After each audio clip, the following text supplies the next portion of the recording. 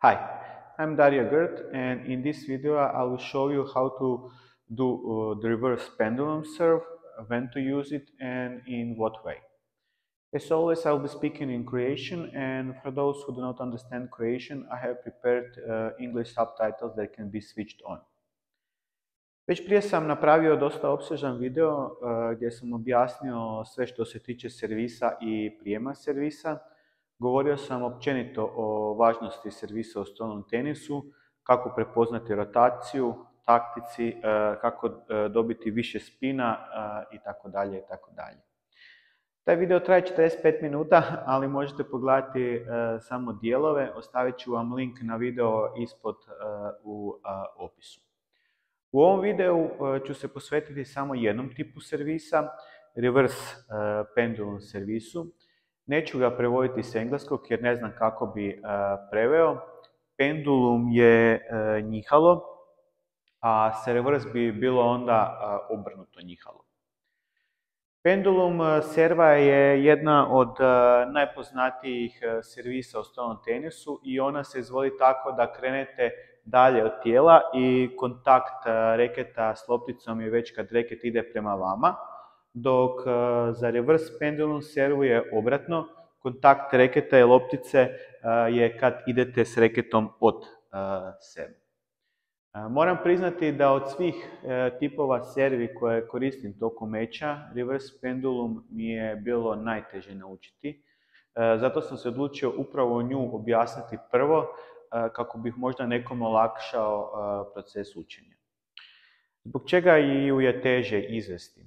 Pa jer većina koristi pendulum serve i jednostavno su već razvili osjećaj za nju, dok za reverse pendulum potrebno dosta treninga i ako ju nikad prije niste probali servirati, ne bih preporučio da ju krenete odmah servirati tokom nekog meča, jer ćete vrlo vjerojatno promašiti cijelu lopticu.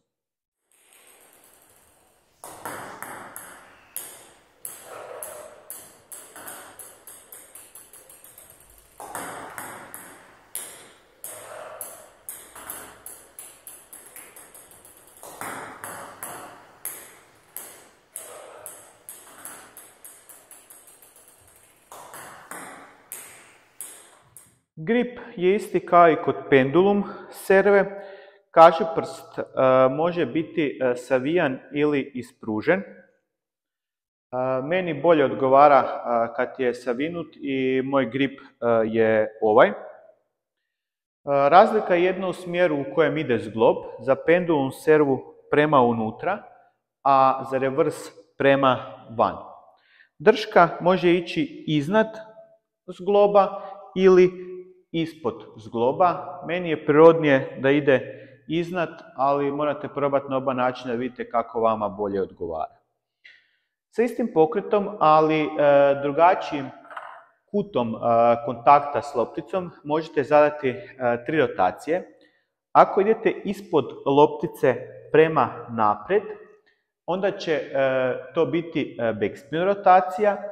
Ako sa strane, čisti side spin, a ako prema gore, onda je top spin. Kao što sam već rekao, ne bih preporučio da odmah krenete servirati ovu servu ako ju do sad niste servirali. Prvo bi bilo dobro da počnete na stolu samo ovaj pokret, da pokušate udariti lopticu i dobite osjećaj u zglobu.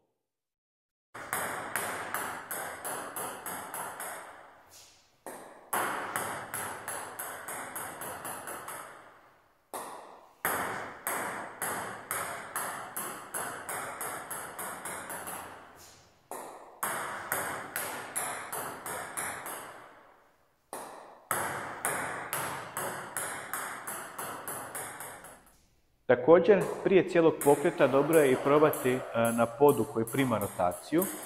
Ovo kod mene na podu je Tarafax i on prima rotaciju, pa je dobro probati tako servirati i ako loptica ide u obliku slova L, onda ste spremni za servirati na stolu.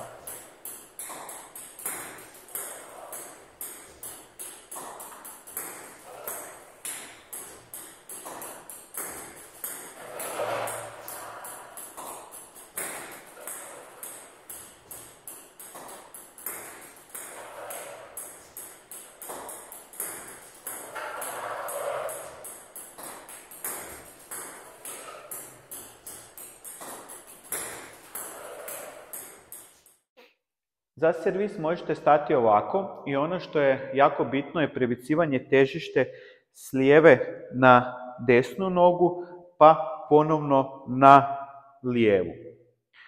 Kod ovog tipa serve ne možemo značajnije koristiti rotaciju u kukovima kao kod nekih drugih servi, pa je iz tog razloga bitna ova promjena težišta.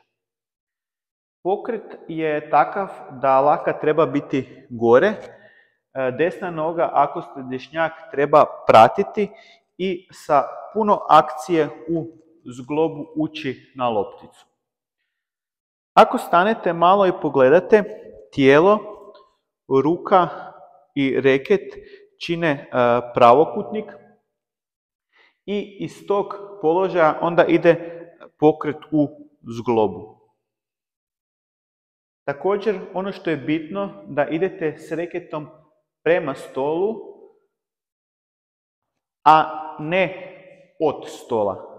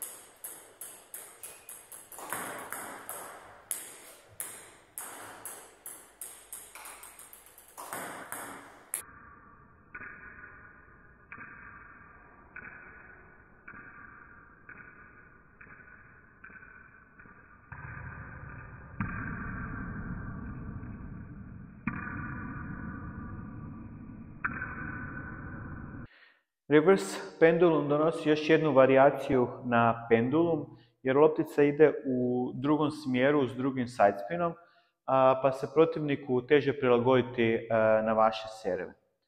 Također, kod mene je slučaj da mogu više backspina proizvesti s reverse pendulum nego sa pendulum servom, jer vidljiva je razlika putanje reketa s reverse pendulum i sa pendulum servom. Kako pendulum servu češće serviraju igrači koji imaju jači forehand, tako onda backhand orijentirani igrači za pripremu poena koriste reverse pendulum servu. Što naravno proizlazi iz sidespina svake od tih servi i pozicije na stolu, ali za to pogledajte onaj drugi moj video koji sam spomenuo u uvodu. I još jedna preporuka za kraj, kad krenete učiti ovu servu, preporučio bih da krenete prvo sa topspin servom, pa tek kad nju svladate da krenete na backspin. Backspin je teže izvesti jer morate ući više pod lopticu, pa je bolje krenuti s lakšom varijantom. Ako imate kakvih pitanja, pitajte ispod u komentarima. Isto tako, ako vam se svidio video, kliknite na like kako bi što više ljudi vidjelo video. Te ako se još niste, pretplatite se na kanal jer slijedi puno uzbudljivog stolnotenisskog sadržaja. Do sljedećeg puta, uživajte u pinganju.